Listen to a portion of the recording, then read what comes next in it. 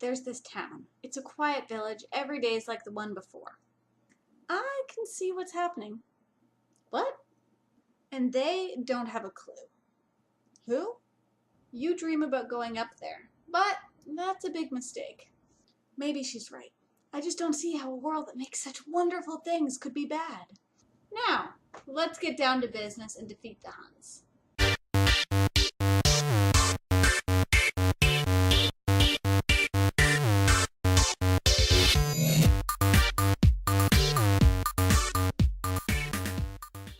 Hey guys, happy Saturday. I hope you've all made it through the first full week of NaNoWriMo unscathed.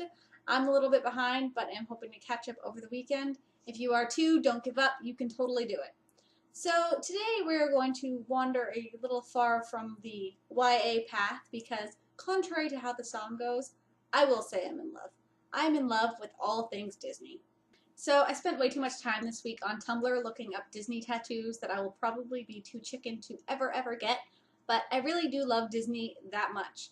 And while I know there's a lot of debates to be had about their female characters and some of their storytelling and their company practices, I don't really want to go there. I just love Disney. I'd like to accept them for what they are. I think they've improved a lot over the years and are going in some really interesting directions with their female characters. So if you don't love Disney, tell me why in the comments, but you will not sway me because Disney is everything.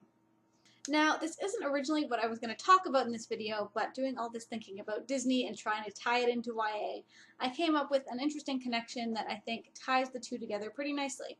So, what is it about Disney that has resonated with so many people for so long? Don't worry, I'm just going to tell you. Personally, I think it's that they tell stories that people of all ages can connect to. So you may be sitting down to watch a children's movie, but really there's something in it for everyone.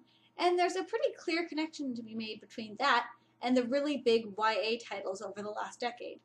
Harry Potter took off and became this huge cultural phenomenon because it managed to balance plot and writing style that was manageable for younger readers while also engaging teenagers and adults, which is no small feat. But it's also something I think Disney does pretty well. I know for me, when I'm writing, I try to make a conscious effort to remember that my potential readers aren't just teens. I definitely do want to keep that age group in mind, but I try to write something that can also entertain readers who are more like me, 20 or 30 something, still obsessed with YA, buying way more books than I need, crazy person. One of my goals in storytelling is to write something in the vein of YA that appeals to a broad range of readers. So, tying this all together, how does Disney do it, and what can we as YA writers take away from what they've been doing for the past 70 or so years? Personally, I think it comes down to two things. The first is memorable, iconic characters, which is pretty self-explanatory and way too big of a topic to get into today. The second is timelessness. A lot of the stories that Disney movies tell are ones that people are going to continue to be able to connect with for generations to come. They don't rely too heavily on pop culture in order to tell their stories, and instead fall more in step with fairy tales, which have more than proved their mettle in standing the test of time. The stakes are high, there's characters you can root for, and the realms of good and evil are really well defined. Not to say that is the be-all and end-all of storytelling at all, but when it works, it really works. That's it for today. Don't forget to check back tomorrow right here on the Word Nerds channel at 7 p.m. Eastern for our second ever chat. Tomorrow's topic is advice for writers, but I'm sure we will go off on many tangents. In the meantime, don't forget to dream big, and a very merry unbirthday to anyone who happens to be celebrating today.